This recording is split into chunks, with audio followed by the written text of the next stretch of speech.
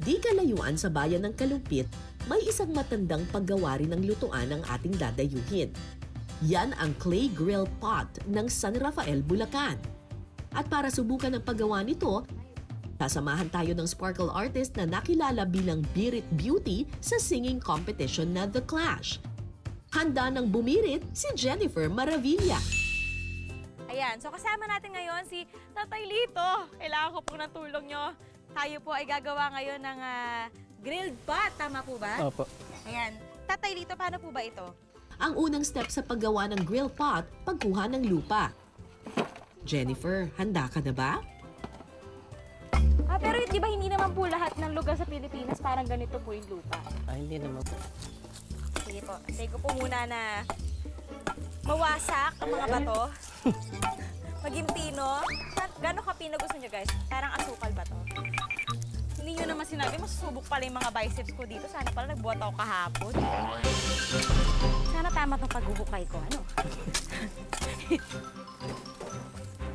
Ayun, ang pino yung nasa ilalim. Change role naman kayo ni Tatay Lito. Pa-experience na puro patibag nito. Kasi parang kayo ninyo pa ako ginagalit. Ayaw nyo patibag sa akin. Okay. So I guess tara na. Gumawa na tayo ng kasya na to pang-drop. Let's go.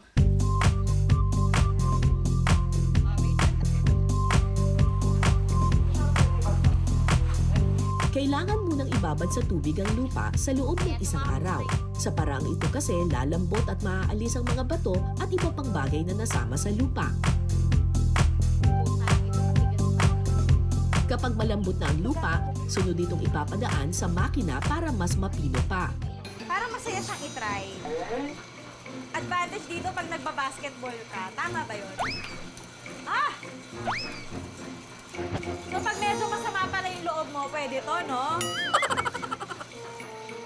Ay! Mali! Hindi nag-shoot! Para mas okay kapag mas marami. 3 points! Okay pala to eh. Ito pala yung pinakamadali. 3 beses kailangang idaan ang mga putik sa makina. Kailangan kasing makuha ang tamang lambot ng putik para sa paghuhulma. And si Tatay Junior po ay isa sa mga pinakamatanda na, or isa po sa mga una, tama po ba? Na gumagawa po ng grilled pot dito po sa San Rafael, Bulacan.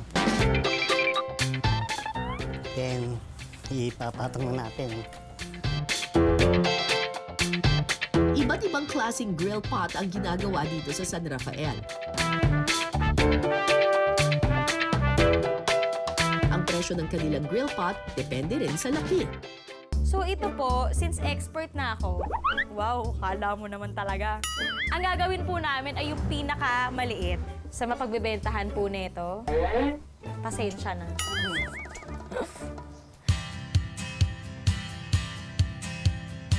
Alam niyo, medyo nakakapayat siya talaga. Kasi medyo nakakapagod din siyang gawin, ah. Yung mga muscles ko talaga nasubukan talaga siya today, eh.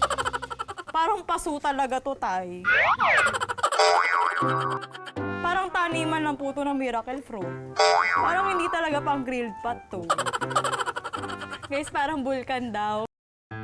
Salamat sa feedback.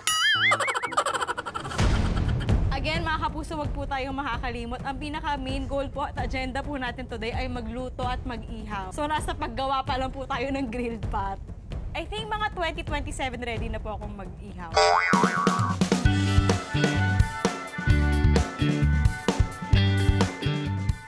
Maraming salamat, pinasarap, naka-leg workout na tayo. Makalipas ang ilang minuto, sumakses kaya si Jennifer sa paggawa ng grill pot? So mga kapuso, ito na po ang ating grilled pot. Ang grill pot na ginawa ni Jennifer kailangan munang patuyuin ng 1 linggo.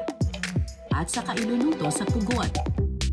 After a week pa talaga siya daw isasalang sa pugon or bago siya i-firing, bago matapos itong para mabuo sa isa talagang grilled pot. Matapos ang mahabang proseso, pwede ka nang kumain. Ihaw time na!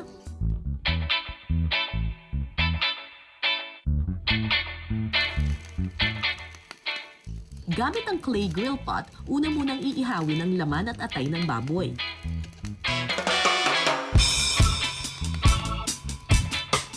Kapag luto na, hihiwain ito sa mas maliliit na piraso. Sa isang bowl, paghahaluin ang inihaw na laman at atay ng baboy. Luya, sibuyas, calamansi juice at seasoning. Sunod ay hahalo ang siling haba, mayonnaise, at siling pula. Huli itong bubudburan ng dahon ng sibuyas. Handa nang ihain ang version ng dinakdakan ng San Rafael, Bulacan.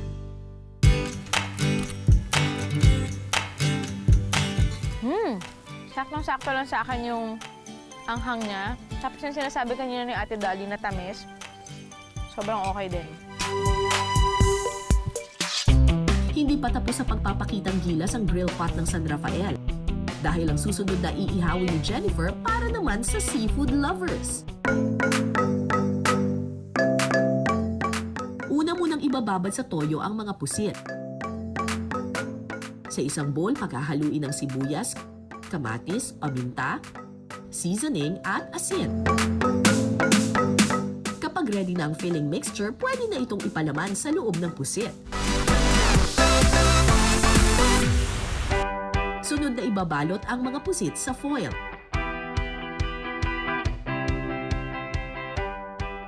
At saka iihawin sa loob ng 30 minuto.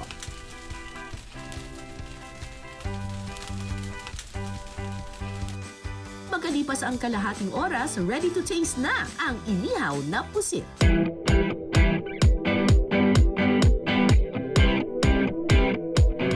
Naku, sana sakto yung nilagay kong filling. Filling? Kailangan kainin natin to with feelings.